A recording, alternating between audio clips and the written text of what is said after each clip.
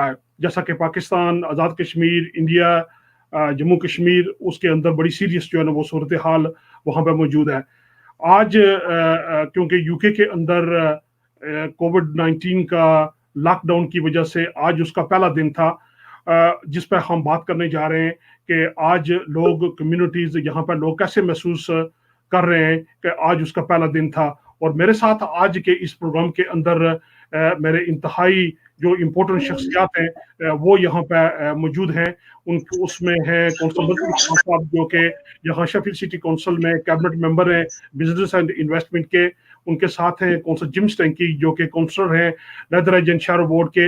उसके बाद यहाँ की लोकल जानी पहचानी एक शख्सियत इब्राहिम उल्ला जो कि लोकल कम्युनिटी एक्टिविस्ट भी हैं और साथ साथ ही वो यहाँ बिजनेसमैन भी हैं। इसके साथ ही हमने कोशिश की थी कि हम मदीना मस्जिद से उनके जो कोविड-19 ऑफिसर्स हैं स्पेशली उनको भी यहाँ मदऊ किया है। सो इंशाल्लाह होपफुली वो भी हमको लेटर ज्वाइन करेंगे। लेकिन अभी में हम ये करते हैं कि इस वक्त हमारे जो मेहमान मौजूद हैं तीनों मेहमान हम उनसे बात करने जा रहे हैं। First of all let me welcome council Mazhar Iqbal. Council Mazhar Iqbal is the cabinet member for business and investment. Council Jim Stenke is a council member, elected member for Sheffield City Council from Netherlands and Sharo Ward. And we also welcome our young businessman, Ibiullah, who is also a community activist and has made an enormous contribution during COVID-19, whether it's through Netherlands and Sharo Food Bank or whether it's own charity which they have made an enormous contribution in the lives of the local people. So first of all, let me go to Council Muzir Iqbal. Council Muzir Iqbal has been responsible and he has very serious responsibility in terms of making sure that the businesses of our city still not only survive, thrive, even after the coronavirus situations. So he has been able to provide much whatever help was available through the central government and through the local council. Councillor Mazhar Iqbal, welcome to this show.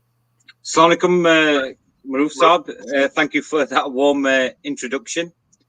As you said today, some of the non-essential businesses opened, not just here in the city centre, but also our district centres.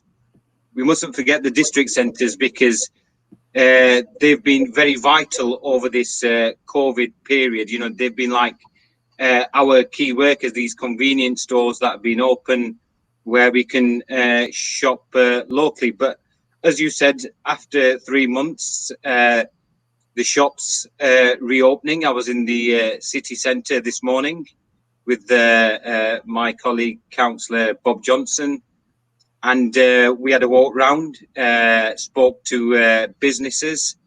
If you go on the council's website, for example, it gives you all the information, www.sheffield.gov.uk.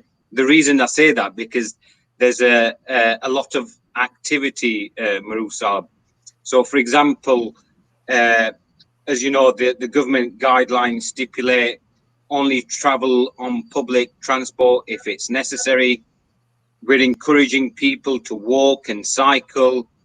And then obviously people have got to use their car as well. So the city centre completely looks different to what it was a few months ago. We've made sure that there's space for pedestrians and cyclists. And because of the social distancing measures outside, we've been working with businesses. We've been putting vinyl stickers on the floor. There's markings, so people know where to stand. So it's ensuring that 2 meter distance. Once you go inside the shops, a number of the shops, they had hand sanitizer. So as you walked in, you used the hand sanitizer. Staff had gloves and masks. The ones that wanted the full face visors, they had them on. And the shops or the department stores were clearly marked. So there's vinyls on the floor, signs and boards in the shops of which way you should walk. So it's been a tremendous challenge for those businesses opening up today. So just to give you a bit of flavour, if I may, Maroof Saab. Yeah, Mother, thank you very much for your much information. Let me bring Councillor Jim Stanky in before I go to Ibiula for his comments. But first of all, I will go back to Jim. Jim, welcome to this show.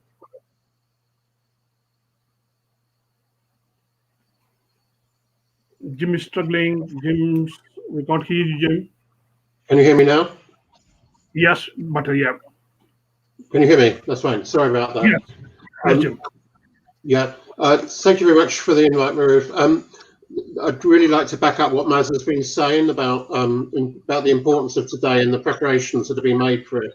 And also particularly, I mean, he's been talking about the city centre, and I think that's really important. But as he said, like equally important perhaps is the kind of district shops and how we actually do that. But within my ward and neighbouring wards, the whole issue of the London Road, Abbeydale Road, Chesterfield Road corridors, I think is really important. And I think it worries me that some of the shops along there, some of them haven't opened today, and I'm trying to kind of establish what the reasons for that might be. I think there is kind of a lot of advice out there in terms of for private businesses. The local authority has publicised a lot about the grants that are available. I think the take-up of grants has been considerable in terms of progressing them, but we still need to kind of make sure that everyone that's needed grants has actually got it. But I think what's important now, I think, as we enter this period of moving on beyond the lockdown, is that people making that entry, you know, so bigger shops perhaps have, you know, kind of the advice from their national organisations to enable them to actually kind of conform with all the requirements of the in terms of COVID. But I think some of the smaller businesses and shops are going to really struggle on that. So we need to make sure that they get the advice that's needed, but also that any of those that kind of end up inadvertently, hopefully inadvertently, not deliberately, breaking those kind of regulations, that we kind of find ways of actually kind of getting them back to actually kind of conforming to them. And I think one of the things we're doing, working with Business Sheffield in the corridor for Abbeydale and London Road, has been like putting up posters advertising where you can get you know, the phone line to get advice. And one of the things that I'm going to be systematically doing in the next few weeks is basically calling in every business, and I've already made quite a few contacts already, basically saying how are you doing, and if they're not doing very well, then suggesting they really need to kind of approach Business Sheffield and perhaps other organisations to get support on that. Thank you, Jim. Let me welcome Ibiula. Ibi is a local businessman and also a community activist. He has very strong links with one of the local mosques because from today the government have eased the restrictions, and now they have allowed for individual prayers to the mosques. I have been speaking to the leading mosques in Sheffield who are making sure that they have appointed COVID-19 officers, making sure that the government guidelines are completely followed by the worshippers and the mosques or all other the worship places, making sure that unless the worship place is safe, nobody will be allowed to go inside to pray. Which obviously there may be some more risks, making sure everything is safe. So we have invited Gul Nawaz Khan from Medina Mosque. We hope he will join us.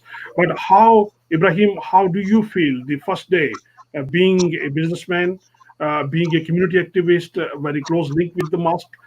How do you feel? First of all, thank you very much, Maroof, for inviting me to this show.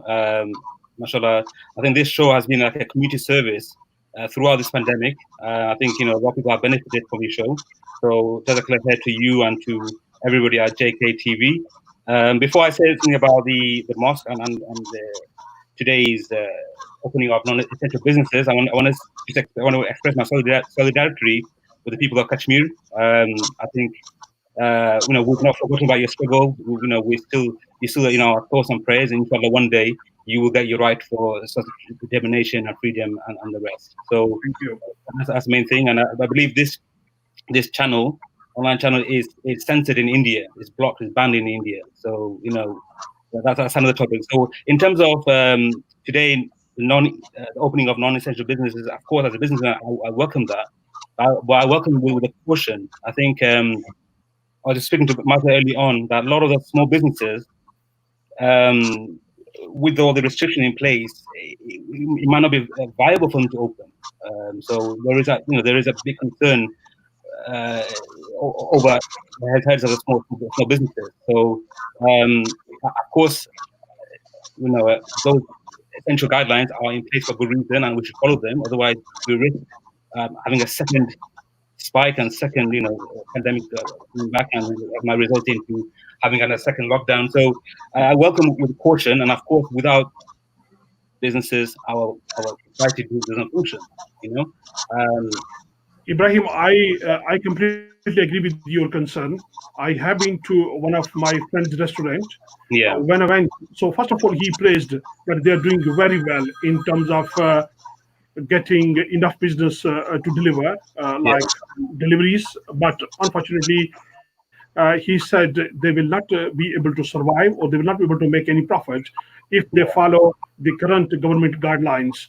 They said we have, say, 60 tables in normal circumstances, and if we reopen with large staff and all that requirements to reopen the business, so what will happen? They will not be able to make enough income in terms of giving the enough wages to our staff and cover the overhead.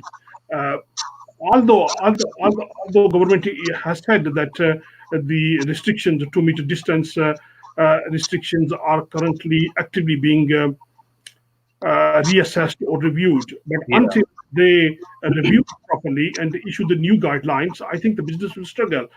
Mazhar, what will you say? How the Sheffield City Council will be able to help in this situation? Yeah, as I said earlier on, our work isn't just focused on the city centre, but in our district centres and those small shops as well. As I said earlier, if you go on, I'd encourage as many people to sign up on www.sheffield.gov.uk.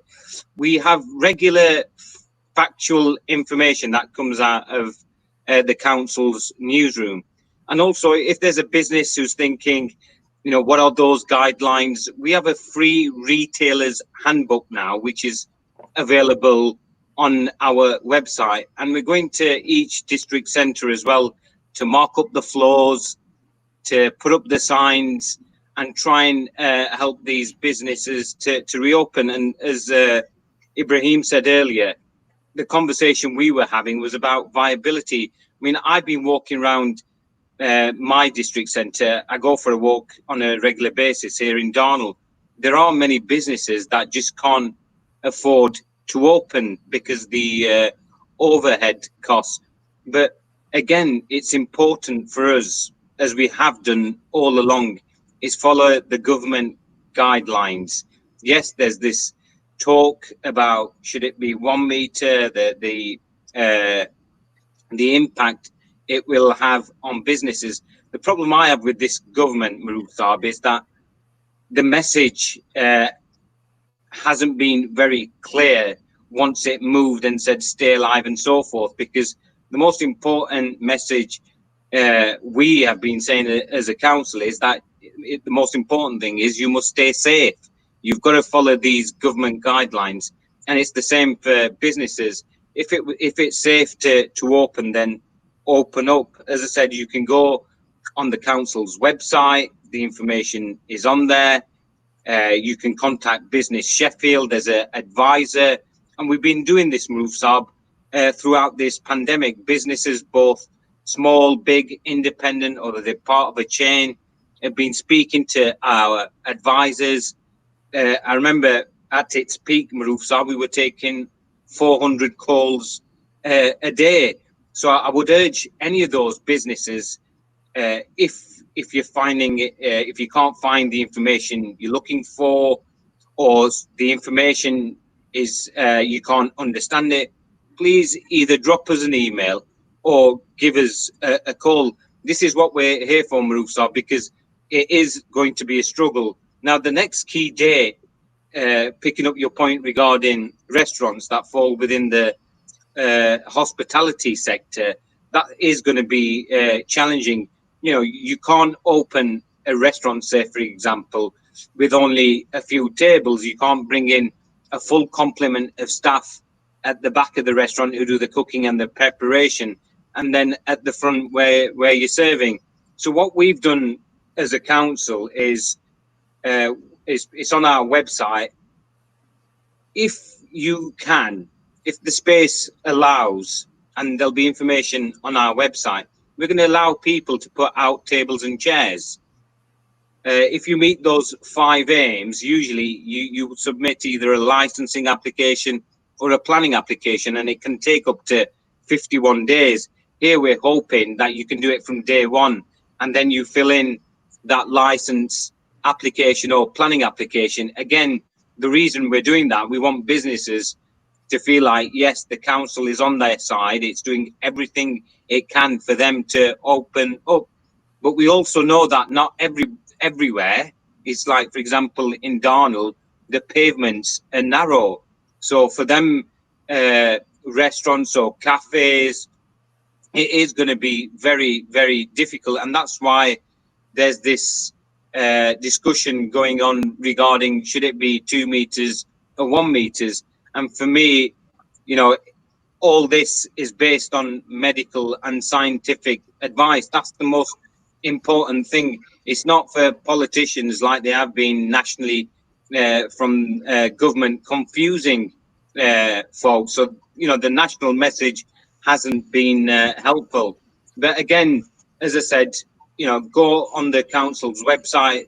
There's loads of information there. We are working with agencies across the city. So, for example, we set up a business recovery group that consists of the council, the chamber, Sheffield Digital, and many others. And that group is tasking itself at looking at how it works. As Councillor Jim Stanky mentioned early on, it was the push around business grants, push about the business loans you can get, push about how we ran a campaign to ensure self-employed, especially the taxi drivers, for example. If you look at the government schemes that have been announced, it's never been a holistic approach. It's been piecemeal, which has created uncertainty for individuals or businesses. And you know, we've lobbied hard with our MPs here in Sheffield and MPs both nationally and councils, because we speak on a regular basis. I know Julie, who's the leader of the council, speaks to core cities. So it's looking at how we work together to open these businesses safely. But you're right, Maroof Saab, it's been a challenge over the previous 3 months, and it's a challenging period coming forward. So I'd say, you know, follow the advice, that social distance, because that's the key bit for us. And if there's anything that we can do to support you opening, then yes, please get in touch. Mazhar, one more question before I go back to Councillor Jim Stanky and Ibiullah. I have been approached by many business people who were not eligible to get the support because they were not paying the business rates, because they had their businesses, say at the big business districts like Meadowhall and some Barnsley retail center and all over there. So they were not able to get. So I understand local member of parliaments and other councils were trying to help and get some more help from the central government in terms of providing them some discretionary funds, discretionary grants or something. So had this been sorted? Because the advice was coming back from the officers, council officers, that once they have received further guidance from the government, so then they will be able to pay out the under this scheme. Otherwise, they will not be able to. Have you started paying out already? Yeah, I mean, again, Maroof Saab, it goes back to what I was saying earlier. Sorry to make these political points. It's fine for a government minister to stand up at 5 o'clock and make these announcements, these sound bites, rhetoric, yes, this money is available. But then we locally have to administer that. And when the minister makes that announcement, he or she doesn't say that there's criteria attached to that. That criteria comes from government, not the council itself. Our role has been administering that cash as quickly as we can. And I'm so grateful to my officers, the council officers, that have been working 7 days a week, trying to understand the government guidance and support as many businesses as they can. Again, with the discretionary scheme, Maroof Saab, there was no discretion. The government clearly, the Minister, Robert Jenrick, who's under a bit of storm at the moment, made this announcement on a Saturday evening. The guidance then came out 2 weeks later. So when the minister made the announcement, I started getting emails. Jim and my other colleagues started getting calls saying, yes, where's this money? 2 weeks later, we got the guidance. And the guidance, again, Maroof Saab, was restrictive on what we can do. We weren't given the full money. So where some of the businesses can get a grant between 10 and 25,000 here, because the amount was reduced, we could only give on a discretion basis up to 5,000. Now we've used the government's criteria, and the grant itself closed on Friday. What I did promise as part of this process was to go back, review the criteria, and also look at how many businesses benefited. Because we know from the major business, the main grant, we've paid out close to £90 million. There's been about 7,000 businesses that have benefited from that grant. And we know there was hundreds more who could have benefited. So again, we made an announcement to encourage them businesses to come forward. But again, there are gaps within the system, Maroof Saab. There are businesses that are out there in the hospitality, leisure, retail. There's even nurseries that have been in contact with me that share space because of the threshold put by government, not by the council. And we've gone back to government asking, can you reduce or increase the ceiling? And they've said, sorry, because we had to rush out and put a scheme together. There's many, many losers. It's like the furlough scheme.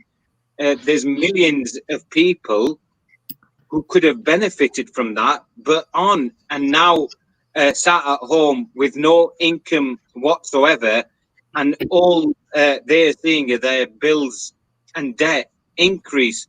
So again, there's a lot of hard work still to be done to ensure that both businesses and employees provided a safety net. Because going forward, I think this is quite a complex subject, and I think it needs more clarity and more awareness amongst those who are either not eligible or eligible for this grant. I think we need to do some more publicity, making sure that this word reached out to them. But we will come back to that one. Let me ask Ibrahim. Ibrahim, you ask question, and then I'll go to Jim. Jim must have been out on the streets talking to businesses and people around in his constituents and the people who wish to go back to their worship places. So Ibrahim, ask the question. Yeah, Martha, I'll be very quick. And first of all, I thought the business grants was administrated by Sheffield Council superbly. I think they were very quick. If it wasn't how quickly they processed, many of my tenants, commercial tenants, wouldn't have survived the initial £10,000 for small businesses. So, big up to Sheffield Council for that. Regarding their discretionary fund, that was very, very misleading. First of all, like Mother was saying, that The government announced one thing, then it gave false hope to many businesses who missed out to the original grant, because original grant, you must have a premise, you must be a business, you must have a business-rated building, which many businesses in the modern economy don't have.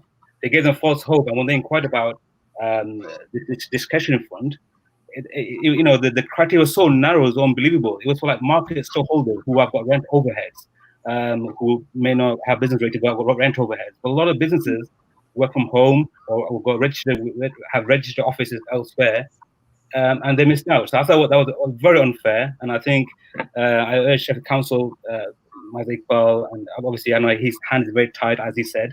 It all comes from the central government. I think there's a lot of business out there who could do with that discretionary fund, and I wish something that can be done about that. But overall, I can't fault Sheffield Council, because the bulletin were very good. I received a weekly bulletin about what is out there, and like I said, the way they help my commercial tenants. If it wasn't for that, then many of them would have had to basically shut shop and go home. So thank you very much, Mazda. Thank you very much for. Thank you for your own words. I'll pass that Ibrahim, you stay here. Very soon we are going to open another session, and that session will be, we all will stay on the screen, and anybody, if they want to interrupt, also Mirza Iqbal or also Jim Stemke or me. I'm gonna get off Musab because I've got somewhere to be, if that's okay.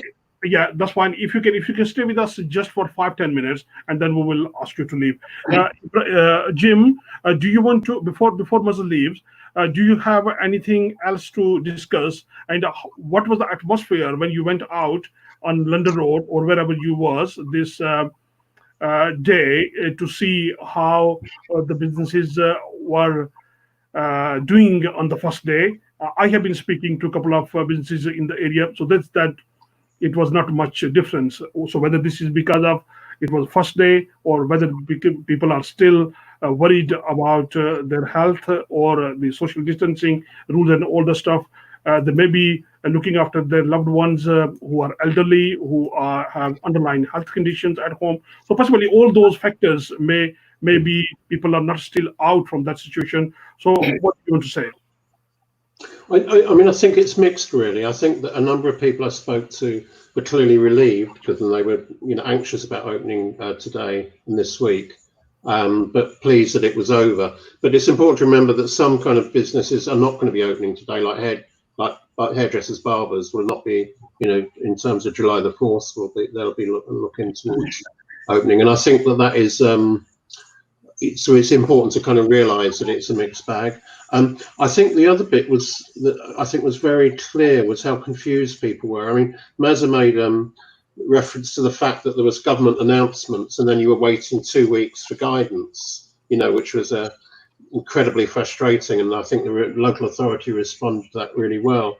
But one of the problems I think around that is that 2 weeks when the guidance came out, it often contradicted what the minister had said in the first place. So people may have seen, what's on the telly, and then, when it comes into practice, it's something very different. And I think that's the need for clarity. And I think that the information that I think it's really important that people sign up to the information that the local authority is putting out. That is really, really important at the moment. I also think that it's kind of the kind of flexibility that I think the local authority is kind of showing. And I mean, as was referred to about in licensing and in planning, and about just not wanting to kind of put that barriers to people actually trying to make changes. And I think that there's some newer businesses who would really kind of benefit from that. So I think that's a good step.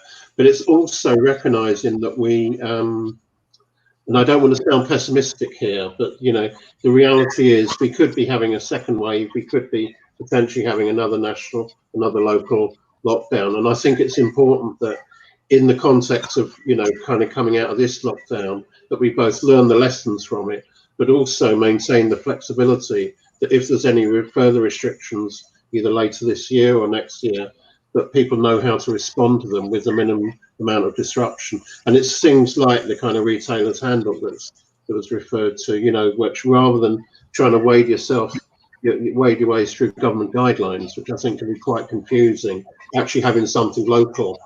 Have you got to go now, Mazza? No, I was just going to say, if I could just, Musab, we can't emphasize enough, because it is a legal minefield when you try and navigate some of the health and safety legislation. That's why we have this booklet. We have a team of officers on a phone call, or if you want to email us, they're there to help reopen these businesses in our communities, and it's important that they get it, that they seek that support. And as Jim has said, the council is using the levers it has to try and ensure that these businesses can open as safely as they can. People can wait in queues. That's why the markings on the floor are important. So, you'll have seen them at the bus stops. Now we're going district by district to ensure we can do that as well. And the fear for us, Maroof Saab, is like we've all spoken to businesses today, some businesses haven't opened. If you look at the forecast around, we're walking, and the Chancellor said this, we are in a recession or a depression. If you read or listen to some of the analysis that over the weekend, they were saying out of the Western world, we're the worst hit, 20-odd%. We're the worst with the numbers of deaths, which is hugely tragic. It just seems like this government doesn't really have a grip, and I'm glad that some of the work that we're doing locally enables these businesses to open safely. I mean, this debacle about schools, for example, the debacle in care homes, and then again the debacle with the support that businesses and individuals are receiving. That's why it's important that you get in touch with our business advisors. They're there to support you. I must get off. I'd be more than happy to come back on again, Maroof Saab. It's nice to see Ibrahim and Jim. We're getting used to Zoom, so I'll probably see you tomorrow. Mother, thank you very much for your time from your busy schedule, and we really appreciate. And the listeners and the viewers of Jammu Kashmir Television will appreciate your efforts to come along here. And obviously through these discussions, when the people of Jammu Kashmir and the people in Pakistan, India, they must be watching, and they must be able to follow the Sheffield model or UK model to give some benefits to the It's very tough for them out there. Yes. I mean, what I watch on the news, Maroof Saab, Kashmir, as Irfan said, my dad's from Sialk, Mirpur, Azad Kashmir, and the cause of self-determination, that's close to our hearts. And the lockdown, I mean, I've been saying to some of my friends, we're very fortunate. We've got internet connection. Those individuals and businesses, when the lockdown happened in the Indian administered Kashmir, just basically shut out those people. And finally, I'd like to say well done, Maroof Saab, because I see this channel, you as a journalist, a key worker, providing that information, being on the front line. So thank you very much to you and your team for broadcasting this. So hopefully take care, stay safe, and hopefully I'll see you again. And I'll pass any other compliments you get. Okay. Jim, your colleague, Consul Iqbal, we are so grateful to him that he took time from his busy schedule, and he gave his some valuable information for the viewers. But now, while he is not there, so we are only, so I'll be talking to you for in the rest of with the next 15-20 minutes to you and Ibiola. But we will be discussing a couple of more issues, and then we will stop. The first issue is the people had the deadlines when Consul said if you are struggling, so we will not force or we will not evict somebody if their income has been impacted because of COVID-19 circumstances, and they said you can make arrangements. And is there any deadline that you're going to push for collections of rents, council tax, and business rates? Because the business rates deadline has been extended. So is council planning to extend it further as the other furlough and self-employment income supports schemes has been extended to October? So is the council is taking the same lines to extend the initiatives or the collections for the council tax, rents, and business rates in line with the extension the government has said until the October? No specific decisions been made on that, although I think there's a lot of people with a lot of sympathy for that. And I think we need to be very clear as soon as possible in terms of trying to ensure consistency between what the government may be doing and other agencies as well. So I do think that there'll be more flexibility shown. It's a question of whether or not that's extended to October or not, or whether. But it seems to me that there will be really kind of, when the furlough scheme finishes, there's going to be a massive impact, and I think we need to prepare for that now. So it's not just the job losses, but it's all the directly, but it's all the subsequent kind of impact it has on jobs once people on a bigger scale start losing work. So I think we need to be as flexible as possible. I think both in the business rates and also recognising that in terms of the flexibility around council rents. But what I think is really important is that we get good advice in place, both for businesses who may be struggling, but also for individuals, and whether that's through the access to online materials or directly with the Sheffield Citizens Advice, to make sure people are who are in that vulnerable position actually get the advice they need. And one of the things I would stress, and I think building on what Maz was saying, is the importance of getting accurate advice, because I think often in situations like this, people are desperate, and when you're desperate, you want to hear things that you want to hear, if you get what I mean. And sometimes what you may get told formally is not what you want to hear, and I just stress, and that's difficult for all of us. So I just think it's really important that the advice that people are getting is accurate advice and going to proper sources for that advice. Excellent, Jim. Ibrahim, have you been to your mosque today? It was the first day, and if you have been to, what were the feelings and what sort of arrangements your mosque have made to make sure that the prayers can go smoothly and safely? First of all, so I'm a charity trustee of our mosque, called Baitul Mukram Mosque on London Road. I've not been to the mosque today. I mean, I think the government is allowing for private prayers. Well, as you know, mosques are for congregational prayer. So our mosque committee are still thinking about it, deliberating, taking all the advice on board before they come up with a safe plan to open.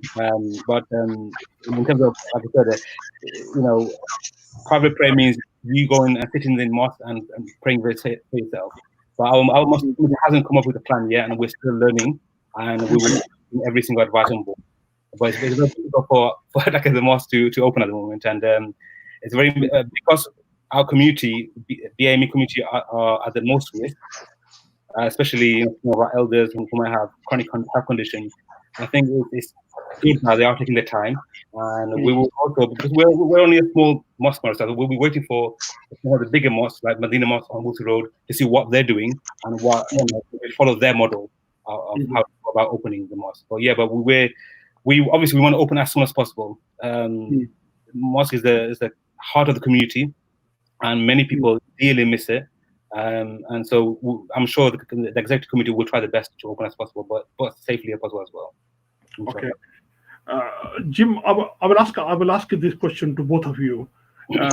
There are reports, and I have seen some video images on the national television, that in London, in different part of the country, there were queues outside the shops, and there was no social distancing guidance were completely followed. There were long queues outside there, and people were pushing, and I saw very horrible image when people were standing outside the shop, and when the workers inside the shops were trying to keep them out to make sure that the government guidance is properly followed. But unfortunately, they have pushed the door, and then they went inside. What do you want to say to your constituents, and what do you want to say to your fellow citizens, Ibrahim, that in these very difficult times, because in other countries there are risks that the second wave of coronavirus can come back. So how we can make sure that this does not happen in our communities or in our cities or in our towns or in our country? What is your message? I'm fairly hardline on this. I would ask people who are, yes, we need to kind of recover the economy with people going to shops, but it's like it is what you're buying so important to actually prejudice? I understand, basic food, and that that everyone, that's what we've been doing for the last 10-12 weeks. But I do think that if it's like particular kind of that's why it's called non-essential shops, that people are putting not just their health at risk, but other people's health at risk, and actually risk undermining all the kind of what's been done so far. And I do really worry about that, and I've seen those images as well. And I suppose I'm worried about because I think that the sheer risk of a second wave and the impact that will have both on potentially further deaths, but also in terms of on the economy is massive. And what I would say, and just picking up what you were saying about the mosque, I just feel that it's been so exemplary. I mean, I'm aware of what a number of mosques have been doing here and else in other cities, and I think the way that they have kind of brought in social distancing and the discipline that goes with it is brilliant, really. And I think that people are looking for examples of how you kind of social distance responsibly, and people should be looking at mosques at this point. I have been speaking to an important member of the mosque committee of the Medina Mosque. They have done such a wonderful job in terms of making sure to become a model, try to set up a model for the rest of the mosques in Yorkshire or in the country to follow those guidelines, and how they have tried their best to implement. And they have appointed a COVID-19 officer who will make sure that the worship place and the mosque is completely safe for the worshippers, and when they come inside, so making sure that it's allowed for those who are healthy, who are not possibly elderly, or possibly the people who have underlying health conditions. In short, when government said that we are going to ease the lockdown, it does not mean that the coronavirus is no longer there. Virus is still there. So we have defeated. The NHS have done such a wonderful job. The government and the local council have done their best. The charities have done their best, and the people who have adhered to the government guidelines, making sure. So that's why we have been able to defeat. But still, coronavirus is still there. So it's still, if we don't follow, if we keep going on as it is with the full strength that we follow, and the life has been changed, and until we follow the guidance properly, there is a risk that coronavirus can come back and second wave can come back. So we need to make sure ease does not mean that the coronavirus has been defeated. It's not fully defeated yet. Maybe what you say? Of course, Maurice. I mean, I think in some part of the country, the R rate, the reproduction rate of the virus is increasing to probably near 1 now, which is apparently a very dangerous level. So of course, now it doesn't mean that life can go back to what it was. I'm afraid life won't go back to normal for a very long time, and we have to be very vigilant that we don't undo all the hard work that everybody has put in, all the sacrifices. My wife is a health worker, NHS doctor.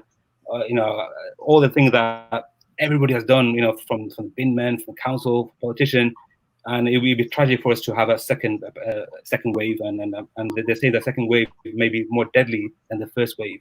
So yeah, Marissa, I would say please be considerate, think before you go out. Like you said, Marissa, I've seen some of the pictures from London on Oxford Street outside a Primark shop or Nike shop, the lines are humongous. And I'm thinking, surely you can wait a couple of days, or you can order some of the items from online. I know shopping is a very essential part of our culture. Shopping is a vital part, and we know that. But like you were saying, Marusab, and like Councillor Jim, thank you, saying that please be careful and only go out if you think it's absolutely necessary. And then let's make sure that we can continue this uneasing of restrictions so that we can come to come out from full lockdown, basically, inshallah.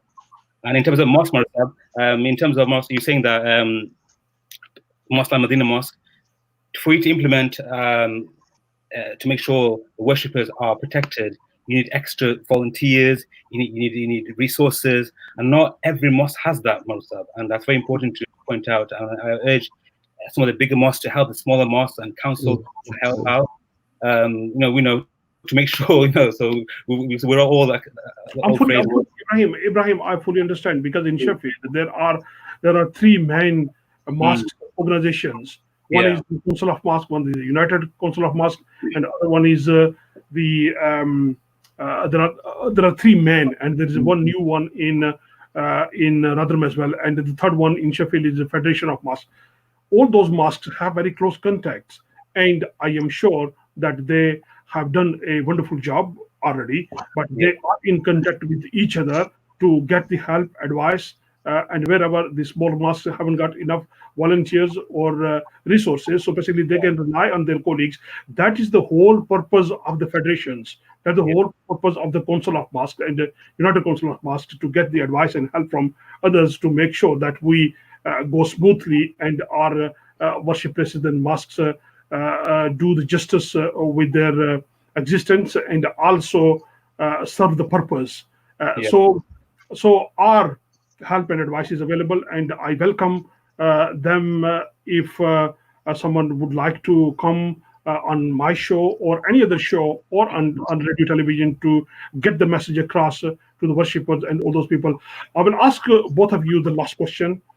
You must have been follow the news, which is the headlines in the mainstream media as well, about the situation in Pakistan, in Azad Kashmir, in the Indian occupied Kashmir, in India. The coronavirus is not recognizing the race or religion or anything. So this is going to impact everybody, young, old, children, and all. We all are being really badly. We are impacted.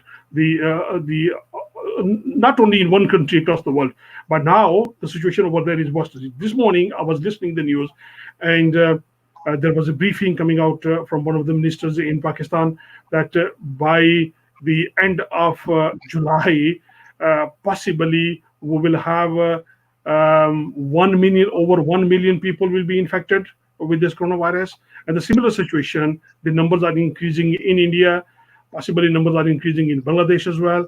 And the worst situation is in Jammu and Kashmir, where the people have been living in lockdown, and this is a double lockdown. On top of that, what will happen to them when the charities are not allowed, when the international organizations are not allowed to go and help? So in this situation, here in the West, the countries are rich. They have been able to do much for their own citizens, and they went through. They have been giving the message, just stay home, and people stayed home because they had the means to live. But in Pakistan, India, and in third world, that is a completely different situation. The governments are unable to invest, unable to give enough to the people to survive. Otherwise, they will have to work. And how, unless you provide enough means, you can't enforce your rules to ask them to stay home and keep safe.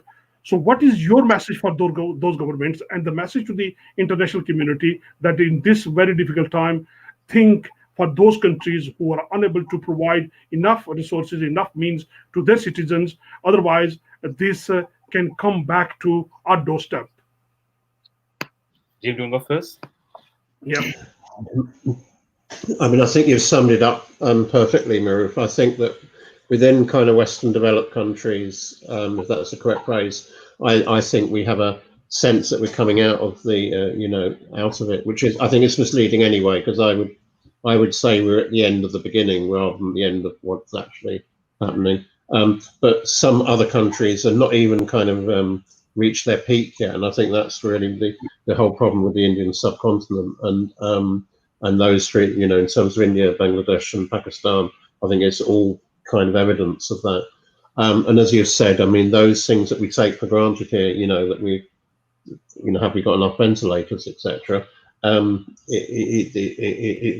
It's a far bigger kind of question about whether you've actually got hospital beds or any kind of medical treatment for people in those situations. And I think that it's not just the numbers of people dying, but it's the impact it has on the economy, those economies. And I mean, it's not just like you were saying about India, about 1 million infected, but the figure, one of the figures that was being quoted yesterday was at 198 million jobs that are potentially at risk in India, and the numbers in Bangladesh and Pakistan as well.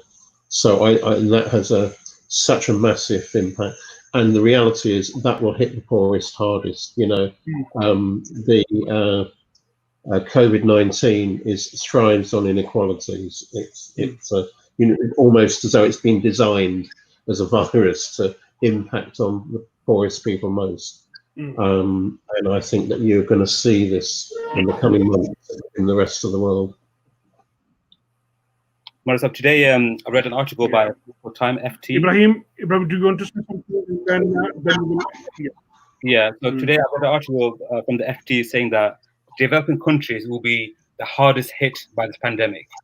Marusab, I think more people in poor countries, developed countries like say Bangladesh, Pakistan, India, will die from starvation than the virus itself due to lockdown. It's tragic in every single sense. So I urge, obviously, the government of these countries, of Pakistan, of Kashmir, of India, of Bangladesh, to help the citizens, and I think they are. I think they're trying their utmost best. However, Bangladesh has a population of say 180 million people. They've only got a handful of ventilators. They don't have the resources that they need for the enormous population that these countries have. I urge them also to ask for assistance, international assistance, and for the rich countries like Britain, like America, like Europe, to provide humanitarian assistance to this country, because without their help, it won't be possible, Marusab. And I plead with them to help. I mean, with all the resources that we have in this country, we're still struggling. Imagine them not, in those villages. Marusab, today I received a very sad news that coronavirus has entered my own village, in Sylhet, in Bangladesh.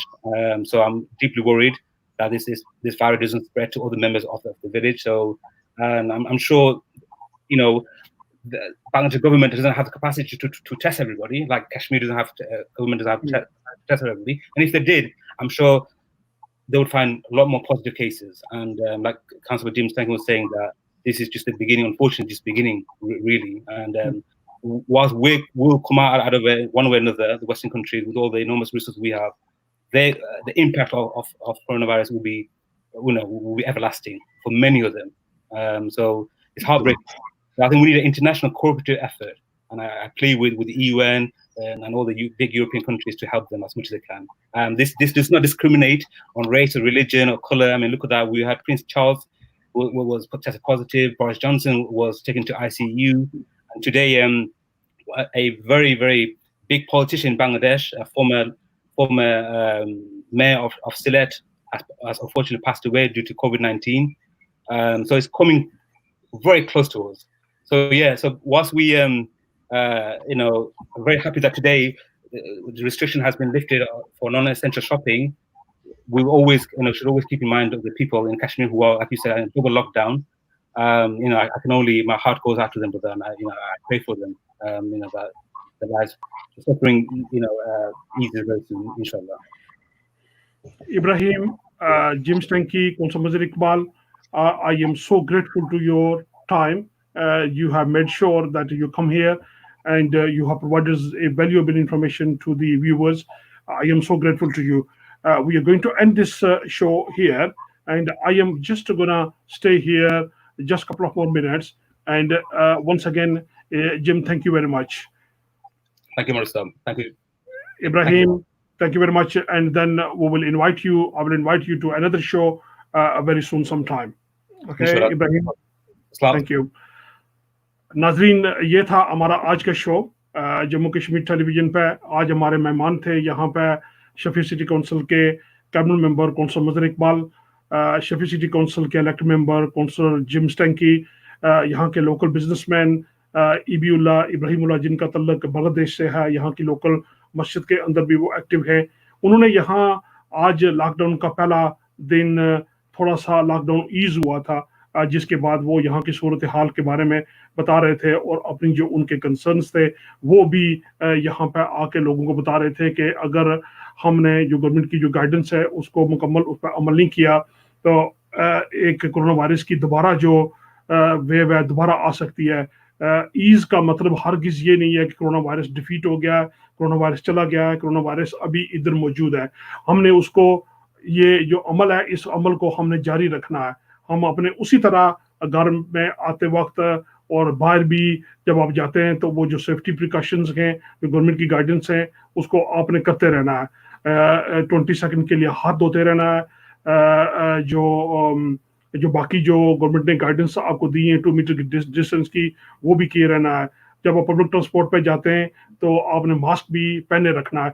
और अल्लाह ताला आपको अपनी हिफ्ज़ मान में रखे। बड़ा मुश्किल वक्त है पाकिस्तान, इंडिया, सब कंटिनेंट के अंदर सभी लोगों के लिए। अल्लाह उनकी भी हिम्मत दे, उनको ये इस मुश्किल वक्त से गुजरने की और एक दूसरे की मदद करने की, ताकि ये मुश्किल वक्त भी गुजर जाए। मैं इसी पे आपसे इजाज़त चाहूँगा। अल्लाह आपका निगहबान हो और शब खैर। JKTV रियासत जम्मू कश्मीर का पहला इंडिपेंडेंट वेब चैनल है जो कि रियासत के तमाम हिस्सों की तर्जुमानी करता है। JKTV ने अपनी नशरियात का आगाज़ 2015 में किया। इस वक्त JKTV की नाजरीन की तादाद 500,000 के करीब है। आर्टिकल 370 के खात्मे के बाद गैर जानिबदाराना रिपोर्टिंग की वजह से 1 महीने के अंदर अंदर JKTV के व्यूअर्स में ना सिर्फ इजाफा हुआ, JKTV अपनी रियासत की आवाम को बाखबर रखने के लिए पुरअज़्म है और इस सिलसिले को जारी रखने के लिए JKTV ने नए टैलेंट को प्रमोट करने का आगाज़ किया है। JKTV को वॉलंटियर्स की तलाश है। अगर आप लिखने, फील्ड रिपोर्टिंग और वॉइस ओवर में दिलचस्पी रखते हैं तो आप JKTV से रब्ता करें। JKTV आपको हर किसी